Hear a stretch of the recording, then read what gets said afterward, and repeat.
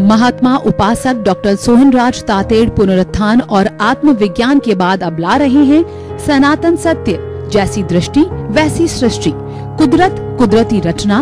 भाई और बहनों, मातृशक्ति को नमन। स्टूडियो में आपका हार्दिक स्वागत है, अभिनंदन है, सत्कार है। सनातन सत्य दृष्टि विज्ञान कार्यक्रम के अंतर्गत हम आपको शाश्वत सुख की प्राप्ति करवाते हैं।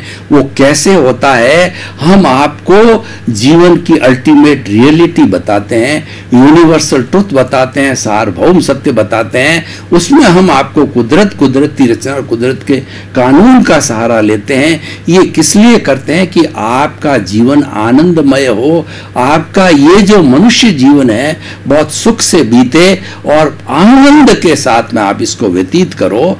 ये सारा हम कार्य है अलग अलग एपिसोड्स के माध्यम से करते हैं। तो आज बहुत सुंदर एपिसोड लेकर के हम आपके सामने प्रस्तुत हो रहे हैं। आज का जो हमारा एपिसोड है वह है जियो और जीने दो। भाई और बहनों, ये एक ऐसा समन्वयवादी सूत्र है कि अगर ये विश्व की 7 अरब की जनसंख्या अपना ले तो किसी को कोई तकलीफ नहीं हो सकती है। सभी शांतिपूर्ण से अस्तित्व से जो है जी सकते हैं। आज विश्व के अंदर इतनी आपाधापी है कि विश्व के 210 कंट्रीज के अंदर प्राय सभी कंट्रीज अपनी सुरक्षा पे, अपनी सेनाओं पे, थल सेना, वायु सेना और जो है वो नभ सेना और थल सेना, जल सेना, सभी के ऊपर खर्च अधिकतम करती है। और कई देश अमेरिका जैसे तो 70-80% जो है सुरक्षा का बजट रखते हैं। तो उनके लोगों की समृद्धि के लिए, विकास के लिए बहुत कम बजट मिलता है, क्योंकि अल्टीमेट तो व्यक्ति को रोटी, कपड़ा, मकान, शिक्षा, चिकित्सा, जो मूलभूत आवश्यकता है व्यक्ति की, जिससे वो सुखी रह सकता है, जिससे वो आनंद का व्यवहार जगत जी सकता है, वही अगर मुहैया नहीं होती है। हिंदुस्तान को देख लीजिए कि अभी ये विकसित देश नहीं है, ये विकासशील देश है। तो अभी ये विकसित होने वाला है, तो वहां पे बहुत गरीबी है। हमारे यहाँ पर लगभग 40-50% जो है जनसंख्या गरीबी की रेखा के नीचे जी रही है। और बहुत से हमारे ऐसे भाई बहन हैं, उनको 2 जून की रोटी भी नहीं मिलती है। तो वो सुरक्षा पे लगाया गया बजट है, वो सामान्य ग्रास रूट व्यक्ति, जो अंतिम छोर का व्यक्ति, आदिवासी व्यक्ति जो गांव में रहता है, उसको क्या लाभ मिलने वाला है? जिसको रोटी भी नहीं मिल रही है, वो क्या समझेगा इन जल थल को और इन सब चीजों को?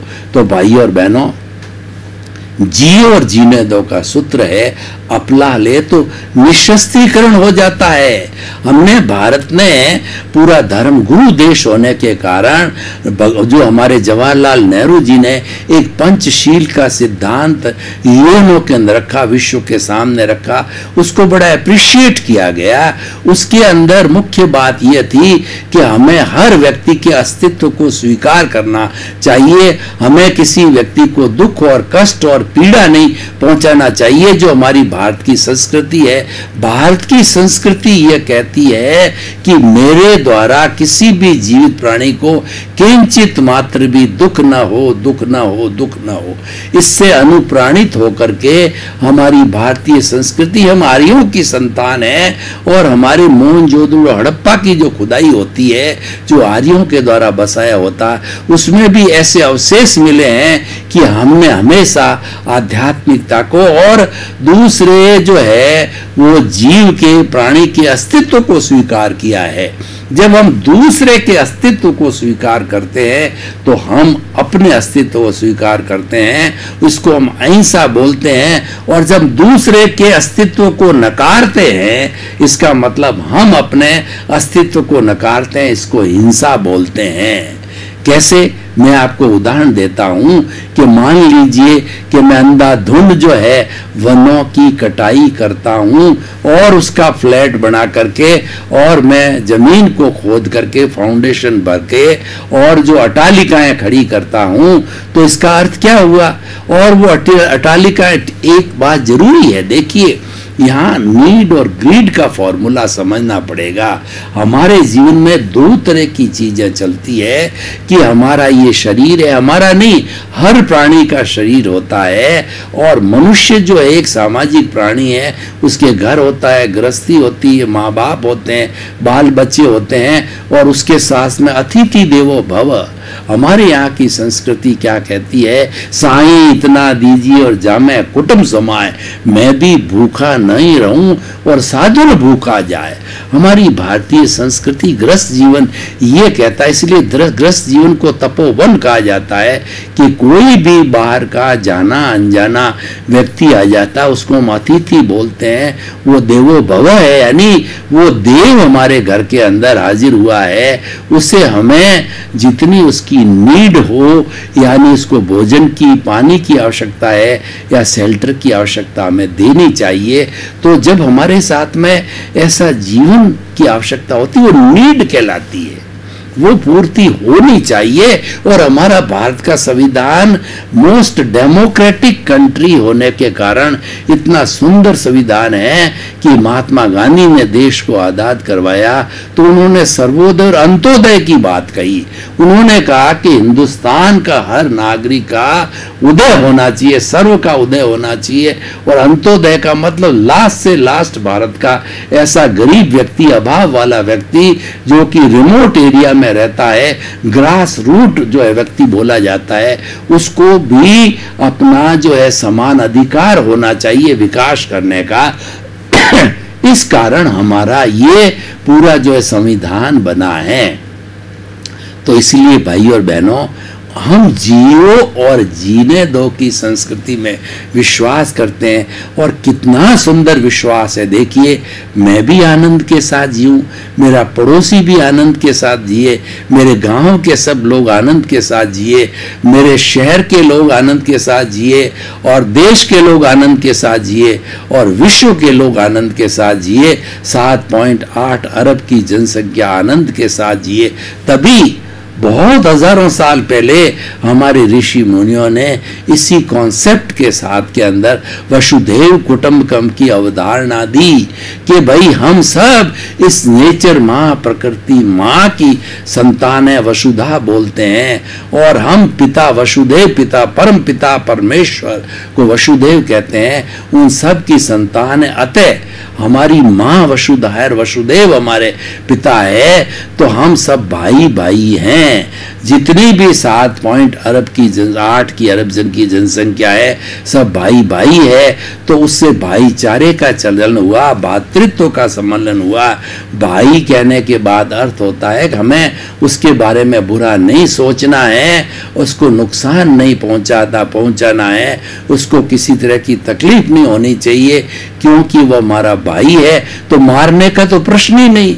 जब भाई भाई मान लिया हमने वसुधैव कुटुंबकम के अंदर, और उसको आज ग्लोबलाइजेशन, प्राइवेटाइजेशन और लिबरलाइजेशन के माध्यम से साइंस ने भी सिद्ध कर दिया कि सारी संसार है वो एक छोटे से गांव की तरह इतनी नजदीकी ले आए। आज एक गांव के अंदर बैठा बैठा व्यक्ति डिश के माध्यम से पूरे विश्व की खबरों को आज तक पर, या जो है एबीपी पर, और जितने जितने हमारे न्यूज चैनल है उसके ऊपर पूरे विश्व की गतिविधियों को एक ग्रास रूट का व्यक्ति जो गांव में बैठा है, जो कि अनपढ़ है, पढ़ा लिखा नहीं, आदिवासी है, वो भी सुन सकता है, समझ सकता है। इतनी सुविधा अब विज्ञान ने वसुधैव कुटुंबकम की अवधारणा को साकार किया।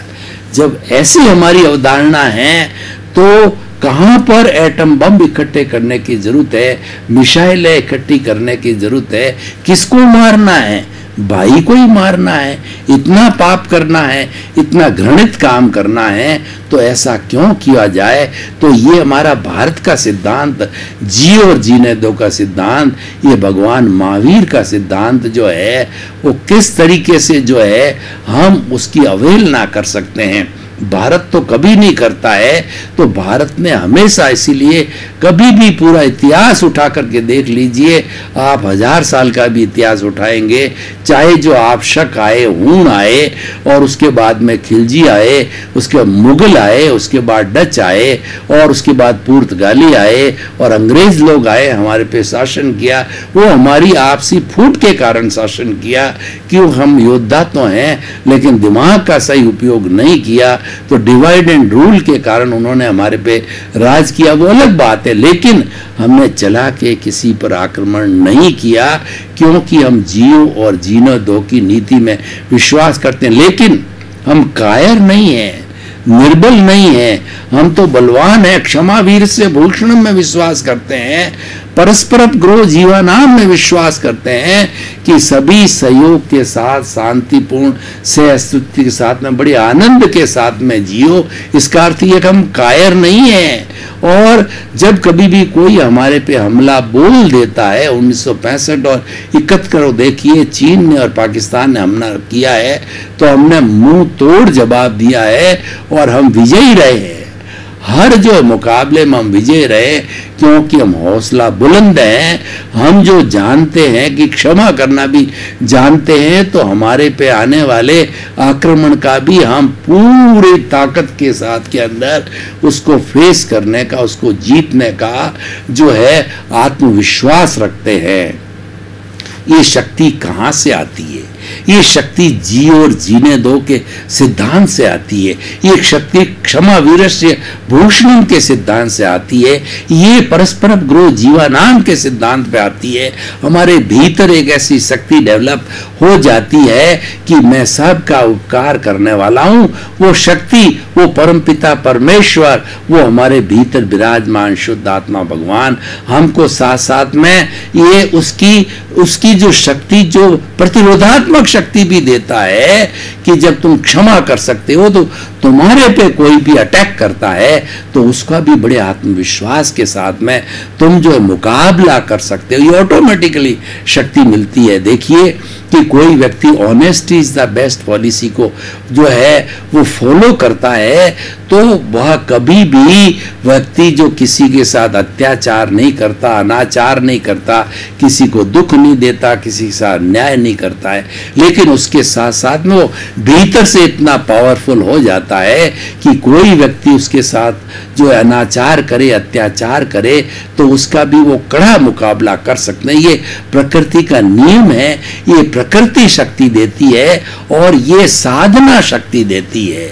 तो देखिए दुर्वासा मुनि हुए हमारे यहाँ, कितनी भयंकर तपस्या की है, तो उस भयंकर तपस्या के माध्यम से उनको रिद्धियां सिद्धियां प्राप्त हो गई। हर तपस्या से, हर साधना से, हर अच्छा सिद्धांत का पालन करने से ऑटोमेटिकली भीतर रिद्धियां सिद्धियां और हमारा इम्यून सिस्टम बढ़ता है, हमारी आत्मशक्ति जागृत होती है, और हमारी आत्मशक्ति जागृत होने के कारण दुर्वासा मुनि को ऐसी रिद्धियां सिद्धियां हो गई। तो दुर्वासा मुनि के पास बताते हैं कि ऐसी ताकत थी कि वो सारे विश्व को जो है अपने श्राप से भस्म कर सकते थे।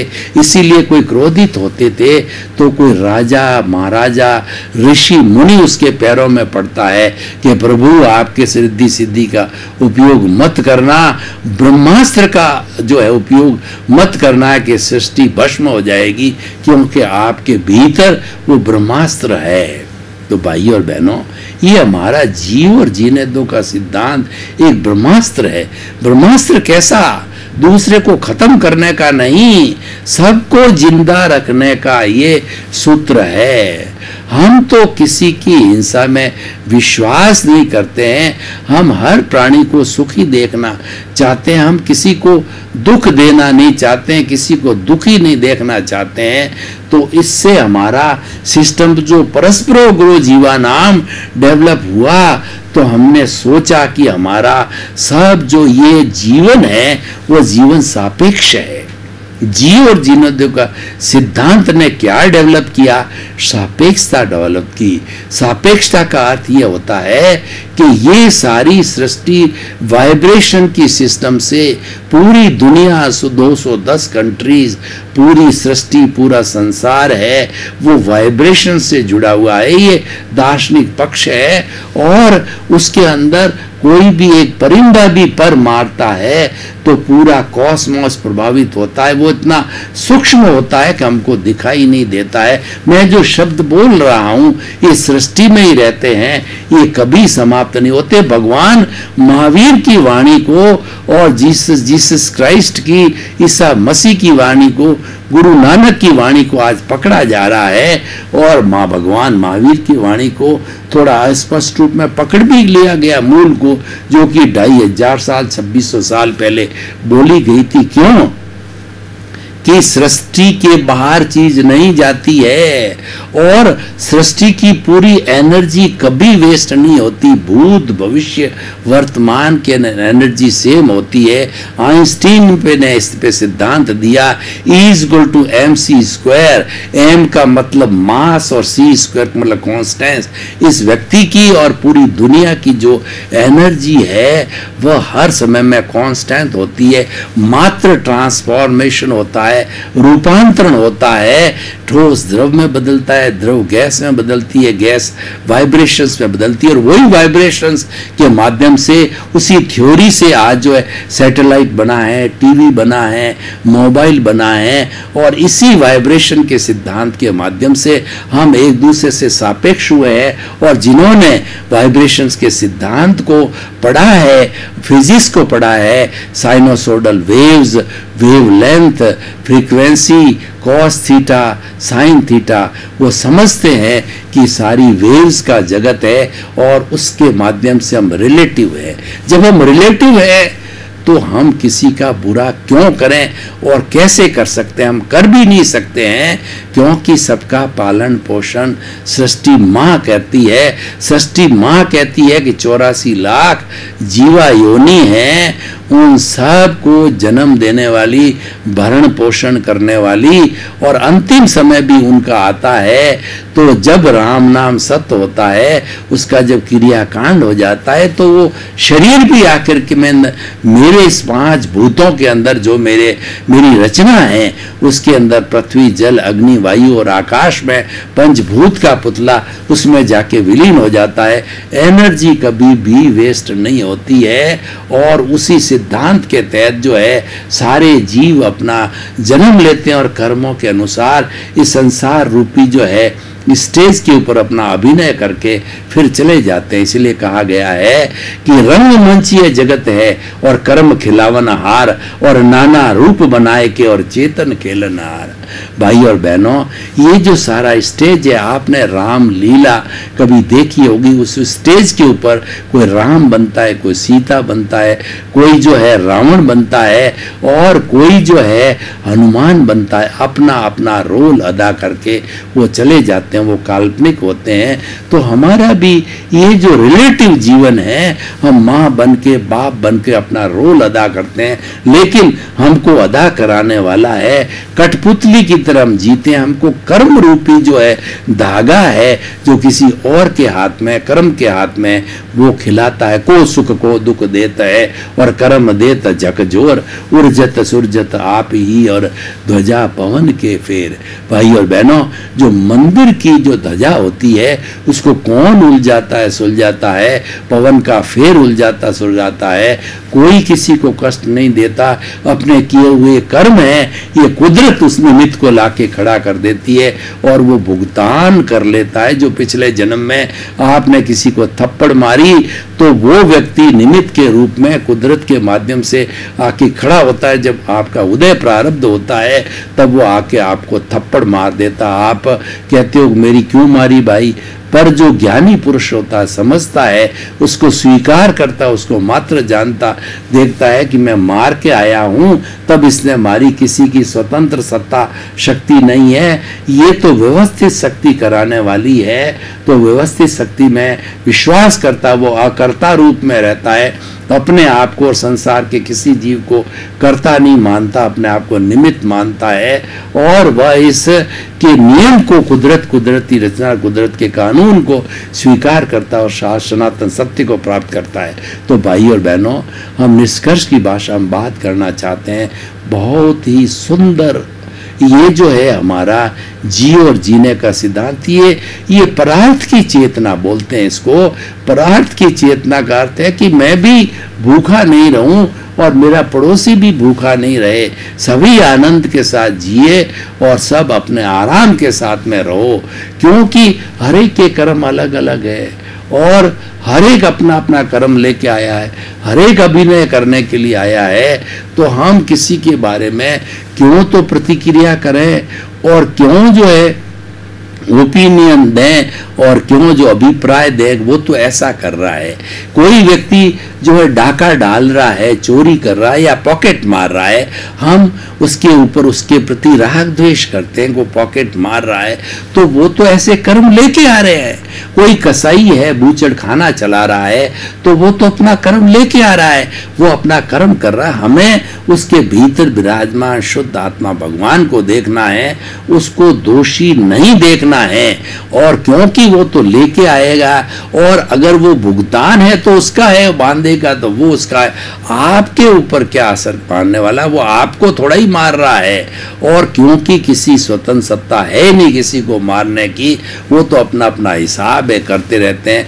आप तो कोई भी उसके अंदर शुद्ध आत्मा भगवान का जो है वो जो है दर्शन करो। लेकिन एक बात व्यवहार पक्ष और है कि कोई किसी को कष्ट दे रहा है तो उसको सही रास्ते लाओ, उसको, वही हमारा सिद्धांत है सनातन सत्य का। हम सम्यक दर्शन देते हैं, हम व्यक्ति की दृष्टि का परिवर्तन करते हैं। एक कसाई आता है तो उसको हम समझाते हैं कि देखो भैया कि जो है पंचेंद्रिय जीव को मार रहे हो, बकरे को मार रहे हो, मुर्गे को मार रहे हो, वो हिंसा कर रहे हो, तो आपका कोई सिर काटे, हाथ काटे तो क्या आपको कष्ट नहीं होगा? वो कहेगा हाँ साहब कष्ट होगा। तो वही कष्ट उसको भी होता है। आप भी कभी मुर्गा बने हुए हो और तो आप उसको क्यों करते हो? आपको तो अपना जो है व्यवसाय करना है, अपनी रोजी रोटी कमाना है।